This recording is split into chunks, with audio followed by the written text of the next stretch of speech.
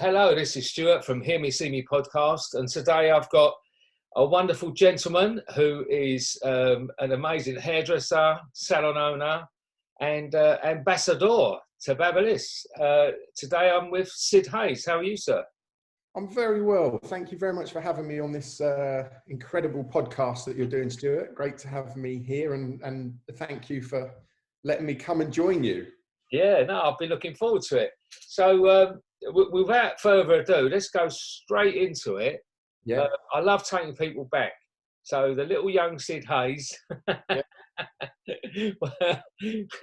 school, you know, what type of kid was you? What was it like?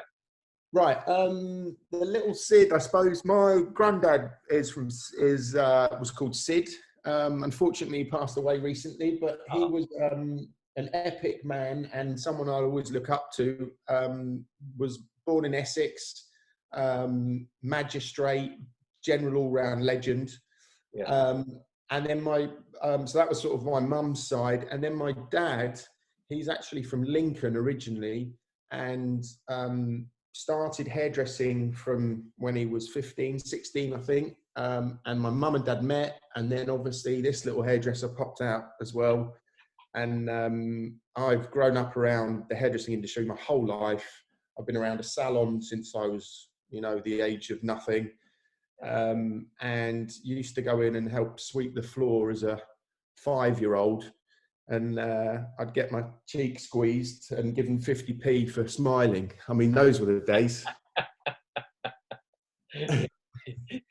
That'd be a bit questionable nowadays, wouldn't it? Yeah, for sure. Come here, Sonny. Let me squeeze your cheek for 50p. Sure about that now. Yeah, definitely. Yeah, so I suppose hairdressing has been my life. It's been part of what I've grown up around. It's part of the way I live. I've seen my dad, work his absolute arse off in a small salon. It's a small family salon in Kew Gardens. It's got 7 chairs. It's called Q Cut. And it means the sort of world to me, really, because I suppose that's the business that I've grown up around and had a great lifestyle through that business. So I help run that now, not really with my dad. I run it with a manager. I sort of help lead it, and I'm there, I'd probably say, 1 day a week. And that means everything to me. And we've got a great team in there at the moment. Absolutely amazing team. Luckily, touch wood, they can change overnight. Yeah. And it's something I feel very passionate about. It's not, it's not the most creative salon in the world, because it's a little salon. It's in Kew Gardens, southwest London.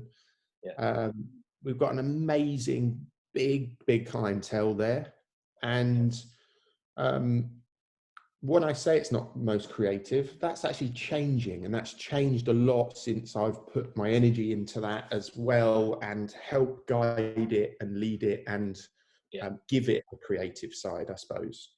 And then there's the sort of session work and session world and stuff that I've done all my life.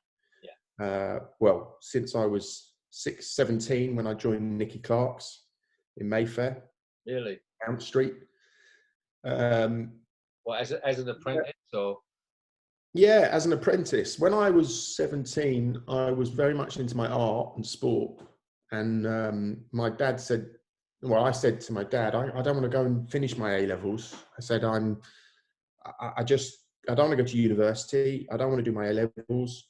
I don't want to go and, do a degree in something that I'm not into. I really want to go into something in fashion and photography. And with that thought of art and fashion, photography and sculpture, I was very into sculpture at the time. I sort of thought, well, if I go into hairdressing is sculpture. Yes. And if I go and do that and I train, then let's give that a go. So he said, well, you can't come and work in my salon. You can't come and work with us because you need to go and learn it by yourself.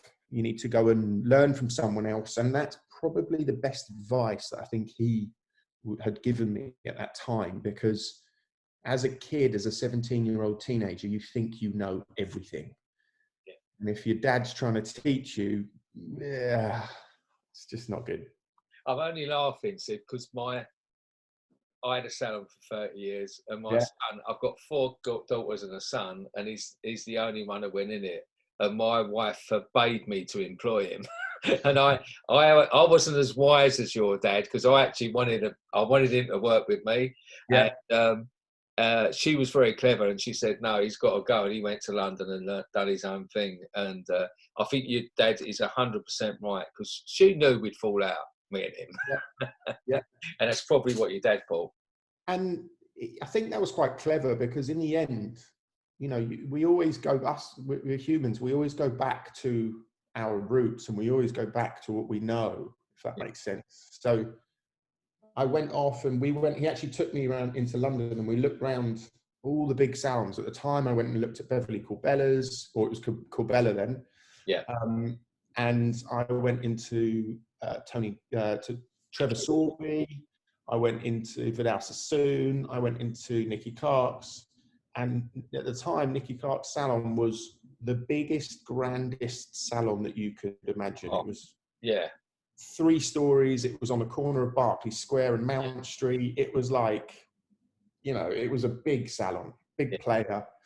And I walked in there, and there was sort of all these women with big sort of coiffed blow dries, and an Italian assistant running around called Alvaro, and Rupert, this amazing hairstylist, was, you know, he was always there working and always in his chair, and just the atmosphere was incredible. So we decided in the summer holidays that I'd go and work there if I could as a Saturday assistant.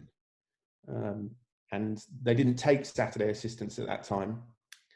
But Hazel, the lady that used to do the coat check, I mean, can you imagine a coat check lady who would basically like take people's coats? That was a proper job. That's how busy it was in this salon. Yeah. And she used to manage and run the assistants as well for a faster job. And I joined, in the end, they said, you know, they took me on as a Saturday assistant. So for the summer, I basically went in there all the time just for my summer holidays. And then me and my dad sat down at the end of the summer holidays, and he said, so what do you want to do? You're going to go back to school, or are you going to go into it and do it? I mean, and in Mayfair with all those women and, you know, people running around, and a 17-year-old lad, I was like, I'm in. Yes. So, it started there, basically. I mean, I remember that time, and I remember him hitting that peak at the Nicky Clark. And he was also really well known for the most expensive haircut in Britain at that time. And he was the first one to crack. It was the £500 haircut. Yeah. And the fact that they had like a restaurant underneath, that there was got a separate bill, didn't you? And it was like £500 for a cut and blow dry. You don't, and you have to pay for a coffee on top. It was. And the assistants, us guys, used to do the blow dry on that haircut as well. Serious business, impressive. And I think that you know, that's amazing to the talent of Nicky and what he created, but also the sort of business brains of Leslie Clark, and you know, the amazing team that was. And you know, the guy that used to run the kitchen is still there. Actually, he's called Shag. Great guy. Really? Yeah, Shag. Yeah. Just going down to see Shag. Just going downstairs to see Shag. Yeah, you would get done for that as well, wouldn't you? Because at the time, I know Charles Worthington was charging about £80.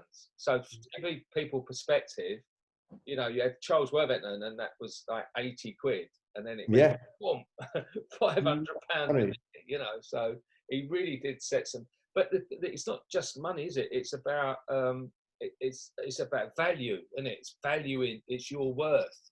Yeah. And, you know, we've had this thing for years and decades of, you know, we said, didn't we? Only a hairdresser, only a, you know, like it's for hairdressing to take itself seriously and to charge the right money for its time, for its experience. It's an interesting one, that, because I was talking to the British Beauty Council recently about, you know, the fact of, and especially talking to even my dad about this as well, and about the fact that young people and young kids and teenagers and people at school, they're not advised to go into hairdressing because it's seen as the last possible job that you could do. And I think it's such a shame because I've had the best job. You know, normally I travel the world on photo shoots for different brands like, you know, Versace. I did their fragrance campaign a few months ago, you know, last year now, which was on an island off of Sicily with the biggest models in the world. You know, at the time I was with Hailey Bieber and Bella Hadid, and we were shooting this luxurious campaign at this, like 3 or 4 months into COVID. It was, you know, it's mental. Yeah. And I think I've sort of, you know, I'm not that old, but I've sort of thought about what can I do now to give back, especially in these times. Yeah. And I look at, you know, someone like me could go and hopefully start to inspire young kids to go into hairdressing because it's the best job.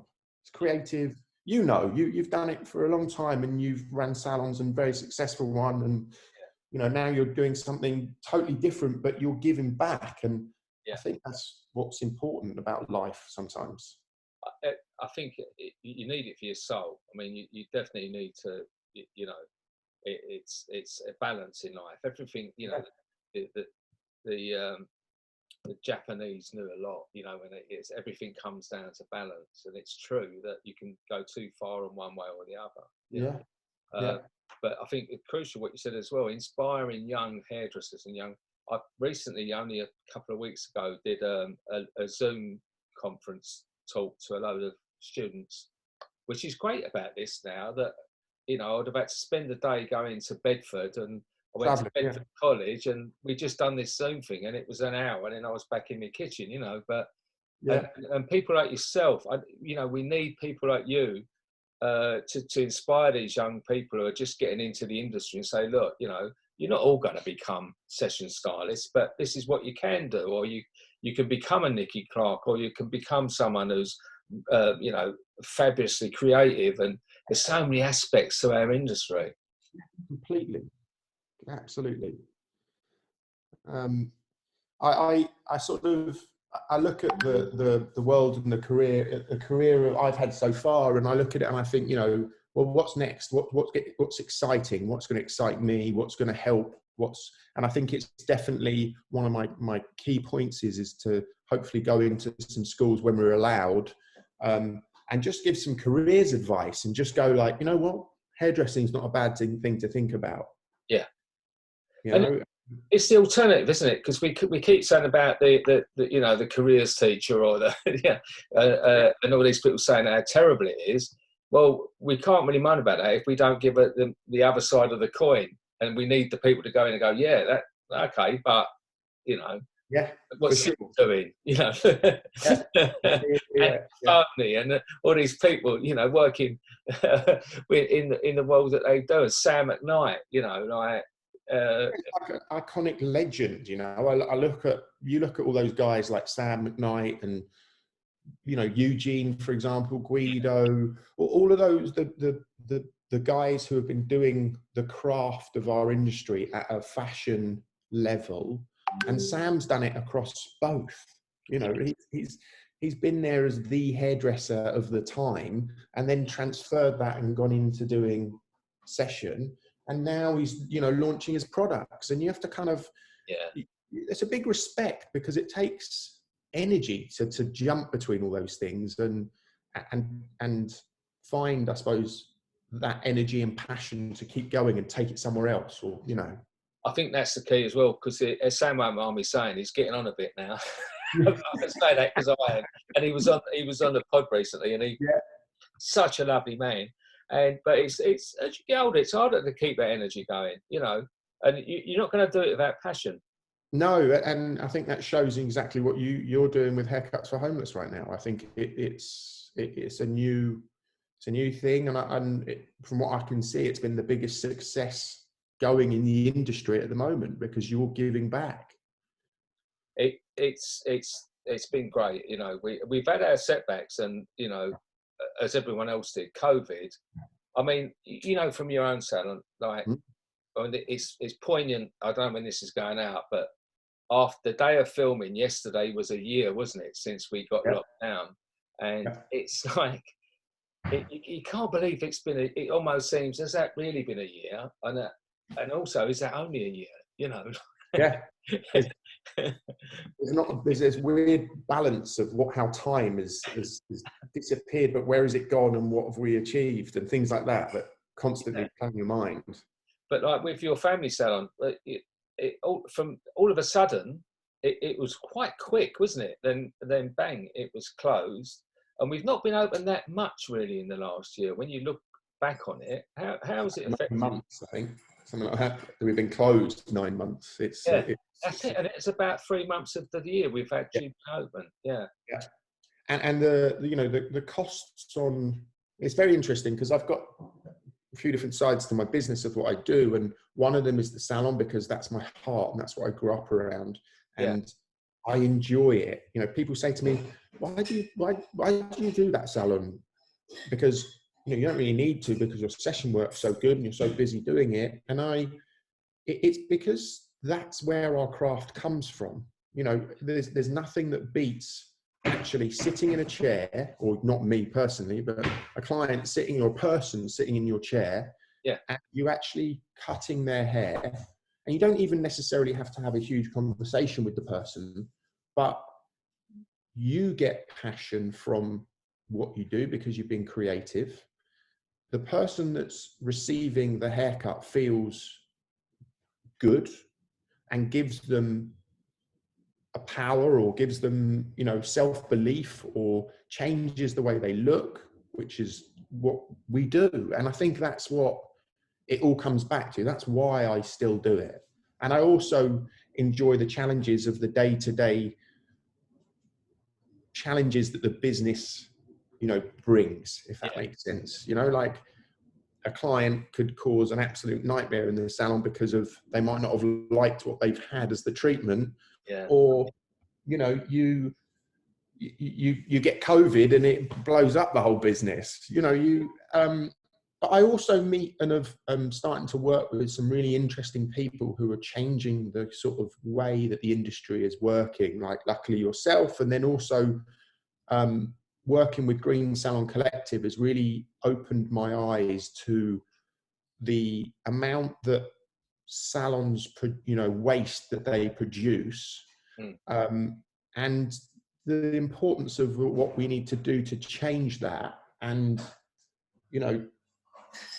the environment's what we live in, and I really enjoy, I'm quite a massive snowboarder, and I really enjoy going to the mountains and enjoying that, and not being able to go this year has been a bit frustrating, I suppose. And I think that's what's been great, is meeting new people about what we do with the industry, changing the way that, I live my life in terms of, actually getting rid of the, diesel car that I had, getting an electric one, trying to be more sustainable in the way that we live, and the salon as well. And that inspires the girls and the team that I work with at the salon, the assistants that come and help me on the shoots, the product brands that I might affiliate myself with and work with. It's all these pieces of the puzzle that I'm constantly trying to put together and make it work correctly, I suppose. I think it's amazing you said about Green Salon Collective. I thought, because I had Fryer on from Green Salon Collective. And that they're now one of our sponsors, and they, they kindly donate to us through their profits and stuff. And but I love what they do. I love, and it was that no-brainer, wasn't it? It was that, why have we been doing this for years? And he's, and all that. The amount of 30 years I had a salon, the amount of hair I must have swept, I probably could have filled a.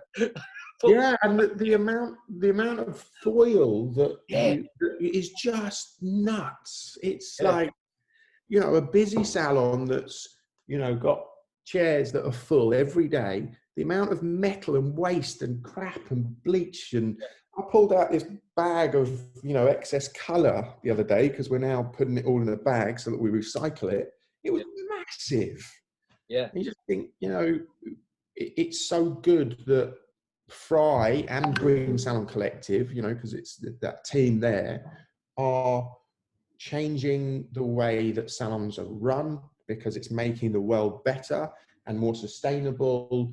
And, you know, that's so good for what is around us. And I think that's what is important. And even with COVID and the bad times that we've all had to go through mentally, people, you know, unfortunately, you know, dying from it. But it makes you reevaluate and think about the way that we do stuff. So I think that's been a massive, the one good thing I suppose I could take out of this, you know, pandemic, is the fact that you've had the time to actually sit back, reevaluate and think what's important in life.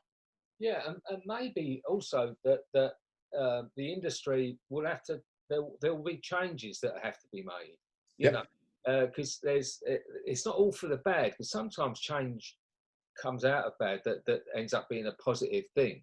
And maybe, you know, like, I think clients' thought processes are going to change, you know, because they've had so long of, like, it takes 3 months to break or to form a habit, but also it takes 3 months to break one, roughly. And then 3 months of not getting their hair done. So we're going to have to sort of counteract that a little bit, or maybe there needs a change in. Yeah, it's going to be, it's sort of interesting, isn't it? Very interesting times across everything, from the way we do things, the haircuts we're going to have. Maybe everyone's going to come back and go mental and, you know, completely change the way they look. Yeah. Time will only tell, I suppose. Yeah, yeah. I was speaking to Sally Brooks, was on a few weeks ago, and I think she was wise, because she was saying about the fact that we are going to have a massive boom. You know, like it's like anything. But she was anticipating then a bit of a dip. Yeah. That's the point where we then maybe have to evaluate. I think that's very true, that you maybe, you know, people maybe have to relook at our different, you know, trends and habits of clients, you know, and their wants and needs. Yeah, it's gonna be, and as anything, the survivors will be the people who can adapt, I think. Oh, constantly. I think that's, you know, I look at this. There was this little spin studio that I go to a lot that was around the corner, and it really fascinating, because he built this amazing little business, and overnight, because of COVID, you know, he'd just taken on a new shop that he was developing and building the whole thing, and over the night he turned his regular spin studio into an online business and made it a huge success. And I think it's that adapting, like you said, is what makes people and a business. Yeah, yeah, of course.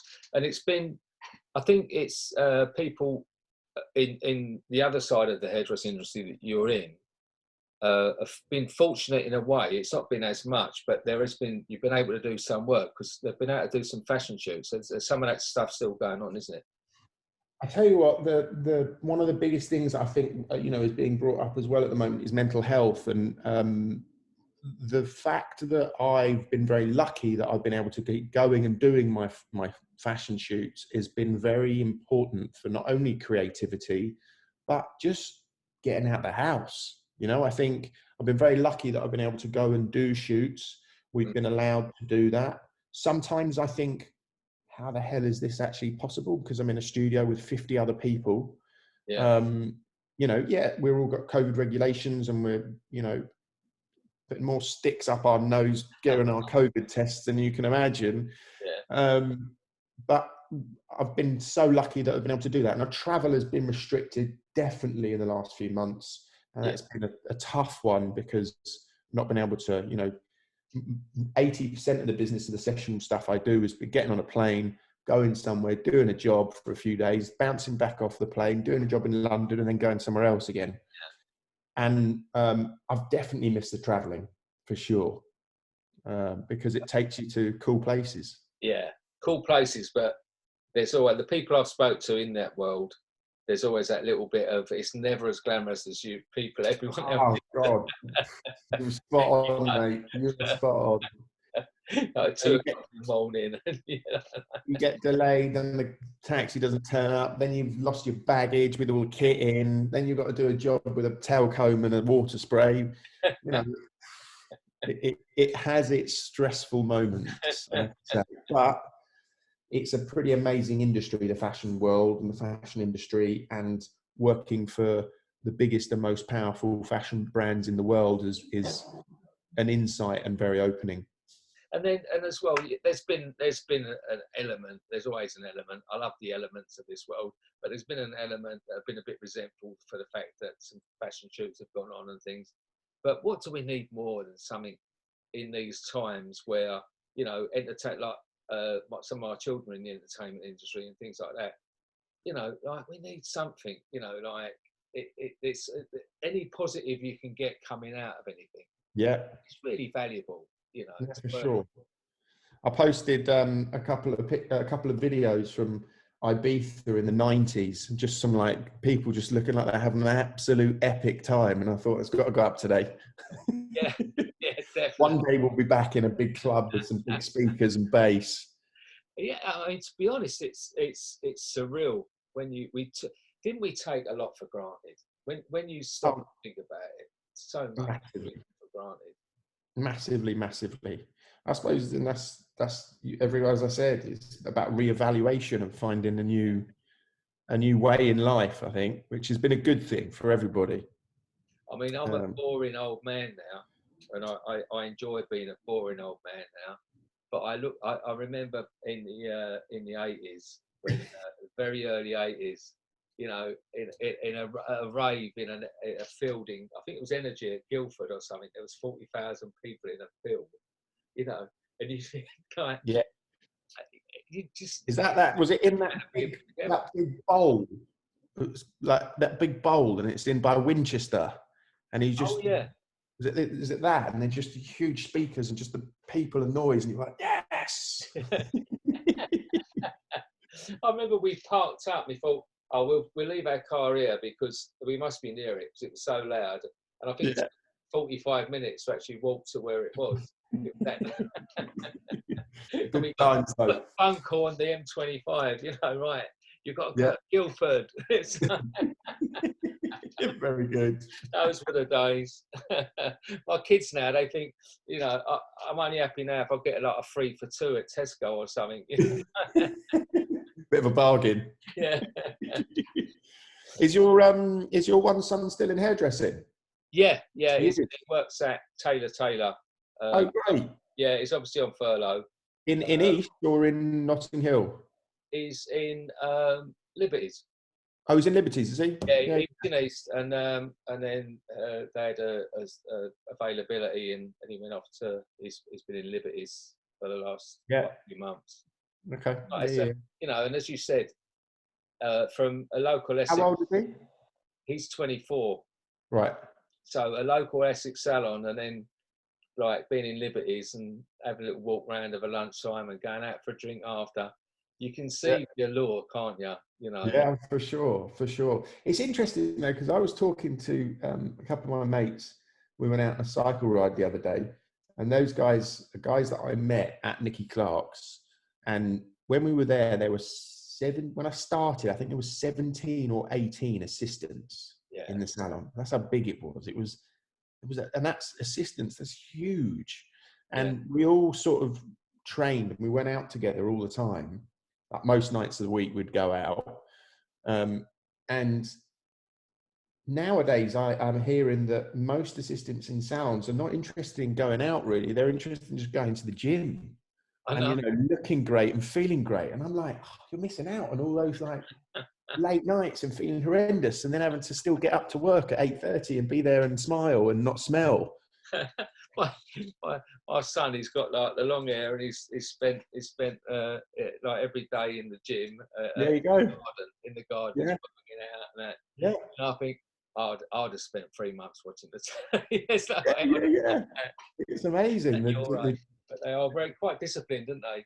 Very. And I think that's not a bad thing either, you know, health and looking good and feeling good. And I mean, whether it's all for show on the old Insta world, who knows, right? Maybe a bit of both. Maybe a bit of both. So we'll have to get him to come and give us a hand, because I've got a couple of the guys from Taylor that come and give me a hand on shoots and shows. So maybe you can come and give us a hand on something. Yeah, definitely. I'll tell him. Yeah. He don't watch this. It's like, oh, Dad, boring. Yeah. I don't think any of my kids watch this. I did recently, a few weeks ago, I had a wonderful girl on there called Jess Megan, who's a young, like, body positive activist, educator, brilliant young woman. Yeah. And I felt a bit unauthorised to sort of talk to her entirely, so I got my daughter Esme to come on with me, who's just left you. Great. And she co-hosted with me, and it was really good. So I think that's what they've watched, because Esme was on it. They've all watched it. But great. No one watches it. So you went from that. So at some point, I think you said a few years ago, you become like an ambassador for BaByliss. For BaByliss, yeah. For the layman, what does it involve being, like ambassador for a brand? That's a great question. So as I go through your career, you meet different brands and you meet different people, and an ambassador role is, in my eyes, is someone who will represent a brand, and my job is to launch any new products that they might have. And that's not me personally launching it, because it's not my invention or tool or hairdryer or whatever it is, but it's to help support and help show the expertise of a hairdresser that uses that tool to be able to demonstrate to the rest of the fashion world, the beauty world, or salons, of what they do and why they like that tool. So you're basically explaining, the benefits of using, for example, the Italia Brava hairdryer by, BaByliss PRO, which is an incredible, powerful dryer. And there's a reason why that hairdryer is in my kit all the time, because it basically does the job. Yeah. And it's, it becomes a bit of a partnership, I suppose. And I affiliate myself with them, and they work with me, and we have a very good, it's been a long relationship now. It's been 4 years. Yeah. And you also help create their advertising pictures, and, have a sort of a say about what you think would be good to improve a product, or, a curling tong, or the battery powered, future of hair care that's now evolving. Yeah. And I think that's a very cool thing to be able to get to in the stage in your life where you're doing something like that. Yeah. So I've had a very, as well, when like with the tools you use, the best person, especially someone like yourself, is like knowing that certain things are heavy, to work with, and if they improve the weight or the balance. Exactly. What could you add to give this the next thing? And I suppose what's exciting is, we are in a world of battery power right now, and charging, and how you can make that product, or what we can do to make that the best thing in the world. And I suppose that's every brand's dream, is to create a hairdryer that's going to be without a lead and plugged into the wall. The times I've wrapped myself around it, one of the wonderful blessed trainees has wrapped it round like that, and you got to use it. It's all. There's this amazing talking about battery power, and have you ever seen the haircuts in the park before? No. So you should have a look at this, right? Because there's a very in New York. There was a session stylist, an amazing session stylist, and he basically did. He went to he lives in New York. It's an amazing hairdresser. He's called Christiane. And he basically did, you should have a look at the pictures because they're really cool. And he did it years ago, and then he redid it again. And he basically went to New York, to Manhattan, sat in the park, and he just cut loads of people's heads. So anyone could come and sit there and have a haircut. And Christiane's an incredible session hairdresser. Has been around a long time again, sort of in the era of sort of Sam McKnight, Eugene, and those boys. Yeah. He's up there. And he did all these haircuts. And, battery power is so cool now, because you'll be able to take a pair of clippers and just do that in the park without having to plug in. Yeah, we But you should look at that, because in terms of Christian and what he did and the pictures they took, there's this really cool fashion photographer that I work with actually quite a bit. She's called Cass, and she recreated, or not recreated, she took all these pictures, and they're so great because they just show him and his hands, and he's got this sort of like big face and glasses, and he's a really cool looking guy, and just made people feel good. And I think that's what a haircut does. Yeah, oh yeah, undoubtedly. There's another salon, another session stylist, Sasha Brewer. Yeah. And he started the Kind Cut in LA, and he contacted me quite early on. I think I'd only been doing it a couple of years, and he was going to be doing that, and he's seen what we were doing. Yeah. And we had a few conversations, and he set up this thing out there. And then once it did come to London at one point, and he come and joined us at the Whitechapel Mission. And so we had this. Oh, wow. We both. It was really funny because he gave me I'm a bit bigger than him, and I gave him my head. He gave me a Kind Cut T-shirt which I put on, and I didn't have a spare one, so I took mine off, and I was really sweaty because it's really like Whitechapel Mission. And I've been cutting it. I went out, and I could see him sort of hold it like that. And then I could see what he was. I went, "Oh, you ain't got. Don't feel you ain't got to put it on now. I just thought you." I am not putting that near me. You don't smell great when you're doing that some of the time. But that's the thing. They have to do it outside because the challenge they had, they couldn't get legislation in America is quite difficult with cut licensing and all that. And whereas we only go in centres, they couldn't go in centres, so they had to have these outdoor events. And so it was probably very similar to Christian. So you only do it in centres. Is that for everything from health and safety and insurance, all that sort of stuff? Yeah. I mean, it was all the first guy I saw doing it was Mark Bustos in America.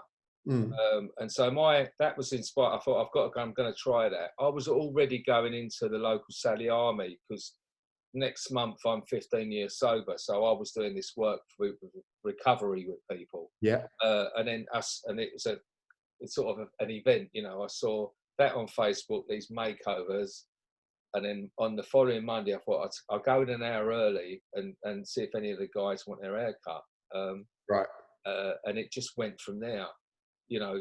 And so that's where that sort of came from on that. But it's pretty quickly I realised that if we'd done it in places like that, we could replicate it. Whereas if I'd just done it on my own, I could have gone off and done it everywhere. But if I wanted it sort of replicable, we had to have somewhere safe, particularly for volunteers. Because if I couldn't send young girls, I'm not being sexist, but I couldn't send young girls off and, you know, in the street somewhere just in case. So this was a way of doing it, safe and replicable. So it's worked out all right. We've got 67 across UK. We've got 600 volunteers. We've done over 40,000 haircuts. So that's since 2014. But it was only going to be me on a Monday. Be careful what you wish for. But I suppose giving something back, and then you think, oh my, wow, look. You be careful because you've been mentioning this. No, I know. And I'm going to be going all around the schools in the UK doing sort of, work stuff for kids to get them, inspire them into the industry. But it's like me saying that I wanted to come and give you guys a hand because I think it's great. I think you need to do these things for your own mind, and so you can help others who aren't in such good positions. Basically, I think. Yeah, you'll love it, Syd. You'll really love it, and because everyone does, There's been a couple along the line. It's been quite a few years now. There's been a few here and there that have messaged me after and said, "Look, I enjoyed it, but it's not for me." But it's such a minority because most people I get this sort of message a few days later, and I say like, oh, you've not been able to stop thinking about it, have you? You know, because it's people. That's there. You know, it especially. I remember Maxine from Beauty Papers. She phoned me a few days after she came to the mission. Yeah. She said, she said, you've really messed me up. What did I do? She said, like, you know, because I'm in this world of high fashion, and I can't. It's made everything seem a bit pointless. Which, you know, like, she didn't mean it.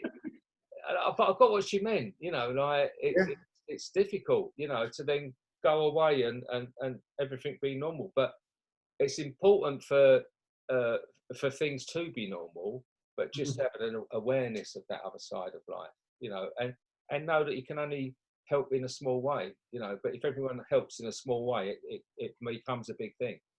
I suppose people say to me, you know, you go from the session world where you're doing a job for, I don't know, whatever, a brand in LA, and then you fly and you do a Vogue for British Vogue, and then you do an Italian Vogue job, and then you go and work in the salon in Kew Gardens.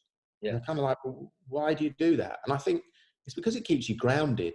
Yeah. And I think it's good to do those things and offer and give it back and be grounded and not be affected by some of the opportunities that we get put in or aspire to be put in. You know, there's been a big shine over the last few years about session stylists and this and that, and you know, it's great, but it's also great being a hairdresser in a salon or being a hairdresser like you and giving something back after all the years that you've had that and done that.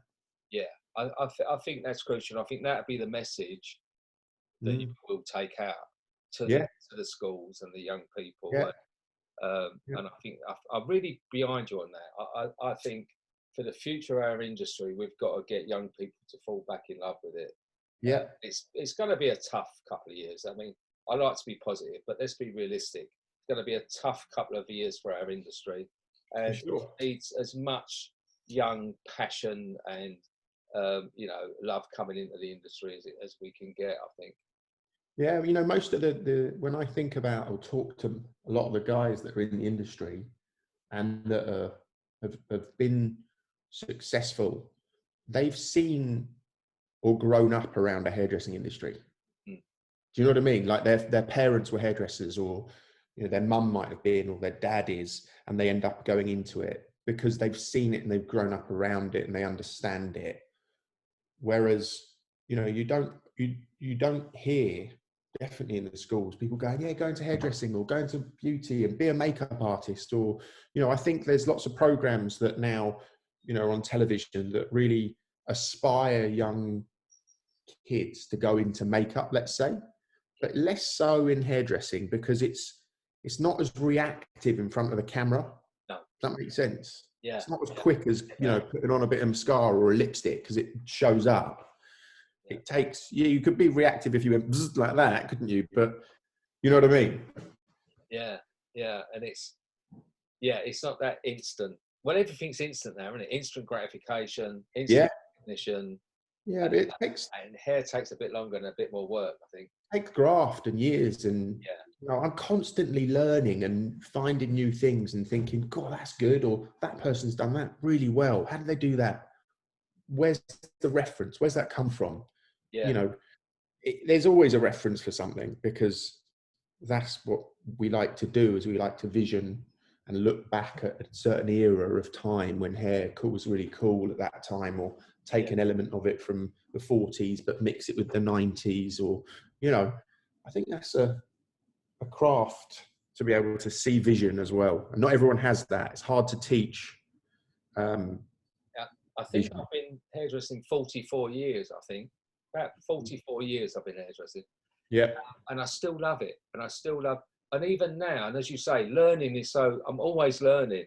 You know, it wasn't that long ago I went on a Sophia Hilton colouring course. I was told, really? I went in there and done it. That's when I still had the salon. And I thought, no, I want to go. Yeah. I send it to Spain. I want to go. And I look like the granddad of the crew. But that shows you how you are as a person, and you are able to adapt and change and do new things. And I think that's the best thing about us, the industry, hairdressing, is you never, ever stop learning. You know, I was lucky enough to go and learn from Nicky Clark's. I then went to Hirschison's and learned off Daniel Hirschison and Luke Hirschison. I did a House of Soon course as well at one time during that period. I then went and worked with Guido, one of the biggest session stylists in the world. You know, I traveled the world with him for 3 years, met everyone in the fashion industry, and then I went and started working back in the salon with my dad and learned from my dad.